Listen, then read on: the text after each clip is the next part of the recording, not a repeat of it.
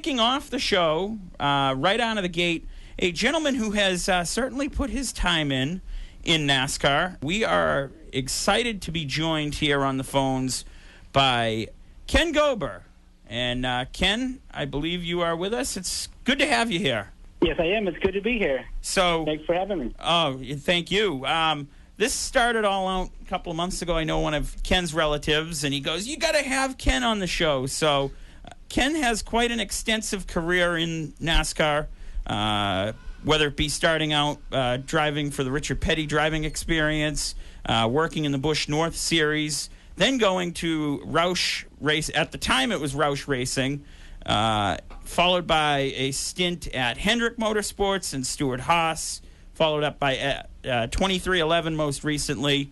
Let's kick it all around. First off, how did you get your start in motorsports and the love of motorsports, Kenny? Yeah, sure. Well, actually, I first started racing when I was real young. I used to, when I grew up in Derry, I used to race at the boys' club with the big wheels. And I was a back-to-back champion big wheel racer when I was about 6. I think that's what started my competitive nature.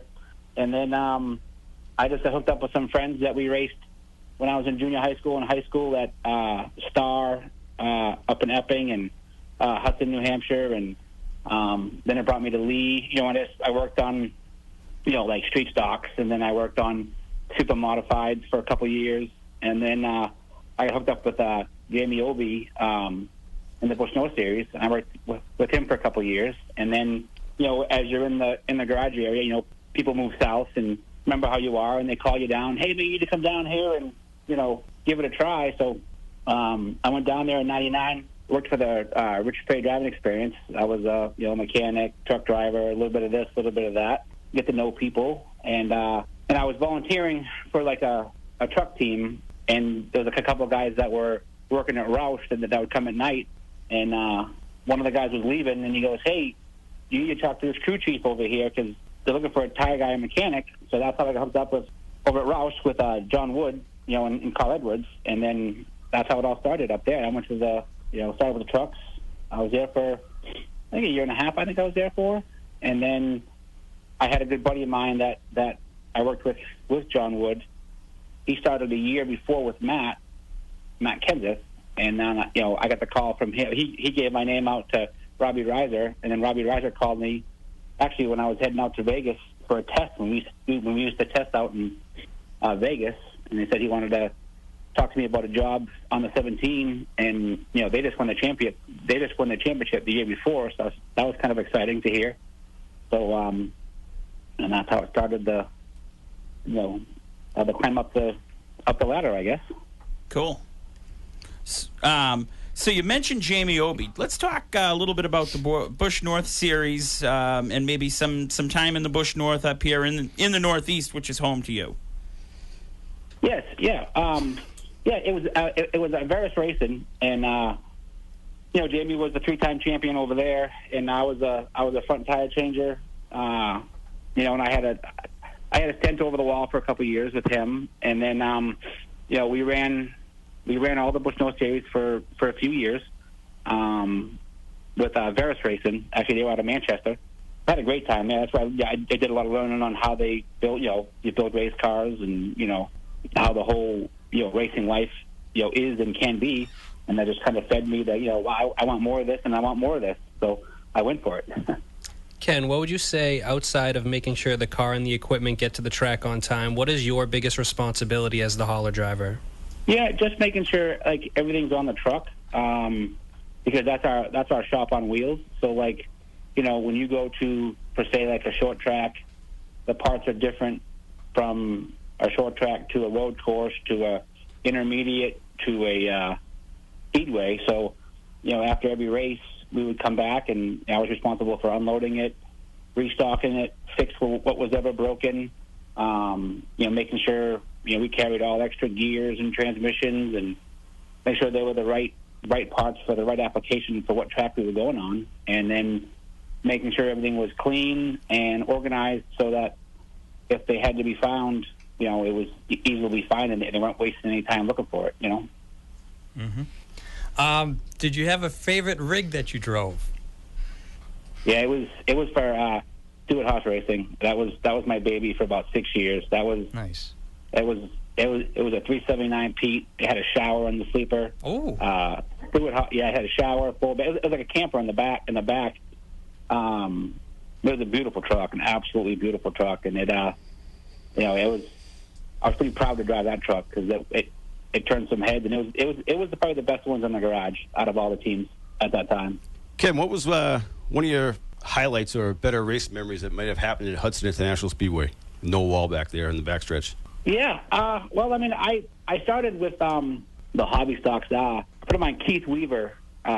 He was one of the main guys that was had a friend of his. I didn't know him at first, but the driver. But I just helped a buddy of mine, Keith, and just the competitiveness, I guess, at Hudson, because everybody was, getting started at that level, at Hudson. Oh, yeah. It was a cool. It was a bull ring, and a lot of action, a lot of close racing, and there was some arguments, and I'm gonna call them fights, but it got. You go to a fist fight and a race breaks out. Here and there.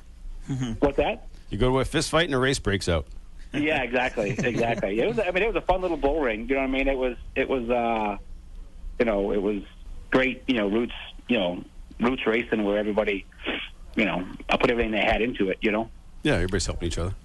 So this past going on 2 weeks ago now, let's put it, the rain and weather really delayed the conclusion of the Coke 600 and the Xfinity race in Charlotte, and the Xfinity series had to go cross country after that race. Tell the listeners a little bit about, as a hauler driver, what the drivers kind of went through leaving Charlotte to go to Portland. Yeah, usually when stuff like that, we had a couple times that one year when Daytona was rained out. I think till it was like Monday night, I think it was, and we had to be in Fontana, California the next weekend. Like that, then each team has two drivers, and what we used to do is if depending on Daytona, they would send the backup driver home early so he could get some rest, and then I would do the race, and then I would drive back, and I'd get back at 4 or 5, maybe 6 in the morning, and then he would come in first thing in the morning when I got there, and I'd give him a list of what had to be done, what was broken, or what we need to put on there, make sure this was on there. And then, I'd go get some rest, and then I would drive first. And it was just, we would do 10 on, 10 off, 10 on, 10 off, and just hope we didn't have any breakdowns.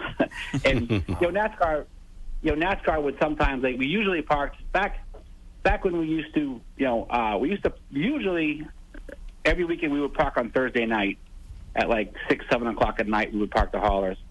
And then, the crews would come in Friday morning. That's when we used to do the qualifying, the practice and the qualifying on Friday, and then the happy hour on Saturday, and then race on Sunday.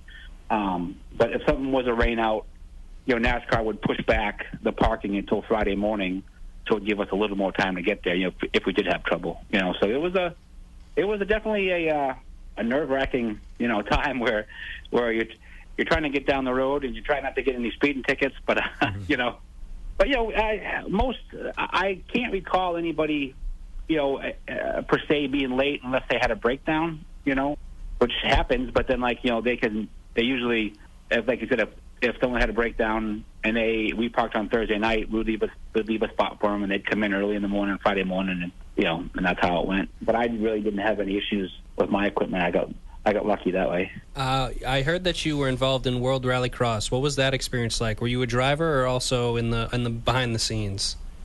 Yeah, I was a little bit of a mechanic, but I was more of the parts supply. I worked for a team called Oldsburg, and they are actually the Rallycross car that we had was a spec car, which was a supercar light, and that's a spec car. That's like it's like a 350, maybe 400 horsepower.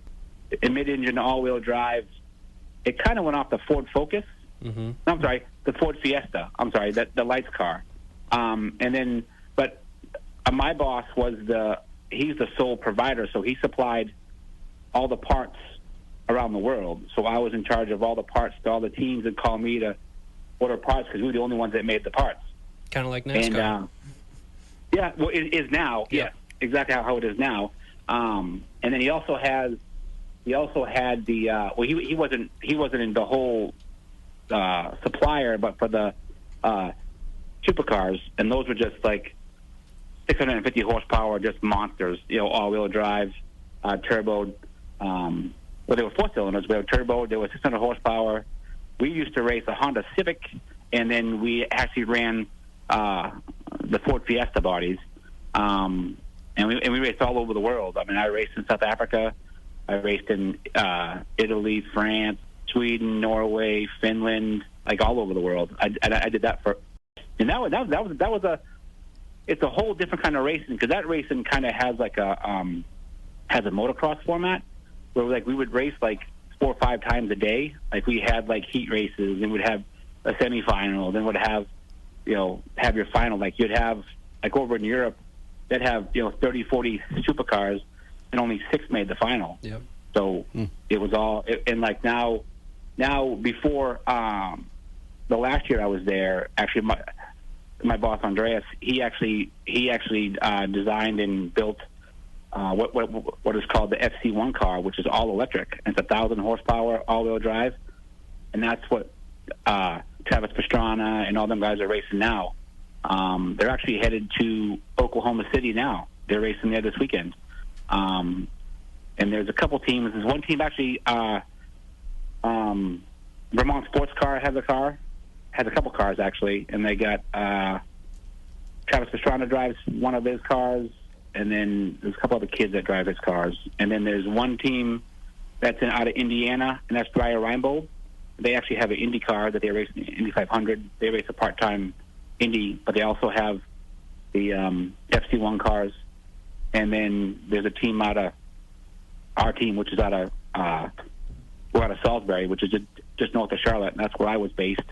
But his home base was in Sweden, so I made multiple trips out to Sweden.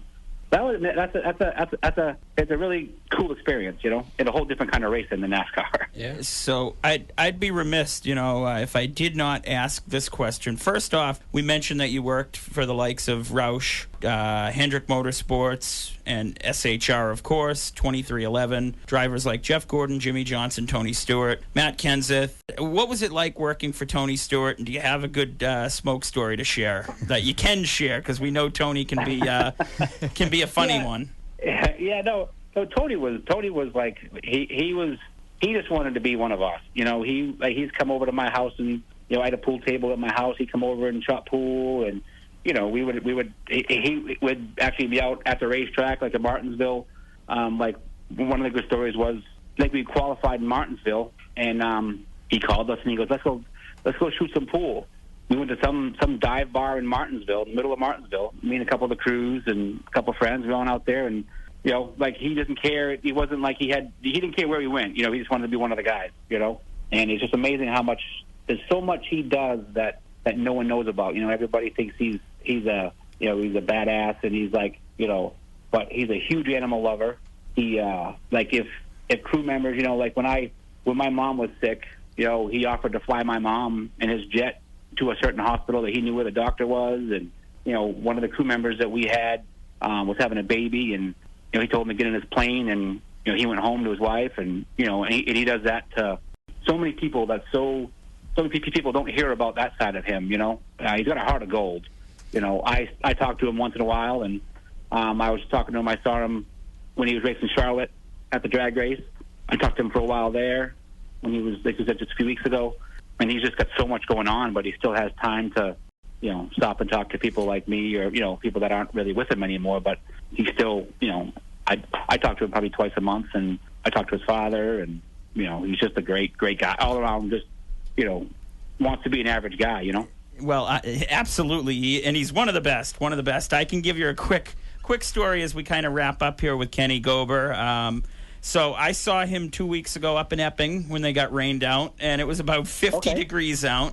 And I wear shorts as long as it's over about 40 degrees year-round. Tony came, he was walking by me. I said hi to him, took a picture, shot the breeze with him for a minute. And his quote, not even, "Hey, how you doing?" was, where the hell are your pants? How are you wearing shorts right now? And typical Tony. I mean, if you've seen Tony and his interactions on TV and anything like that, nothing surprises you. Tony's just one of the good guys. He's so competitive. He's so. He's a great wheel man. I mean, he's unbelievable.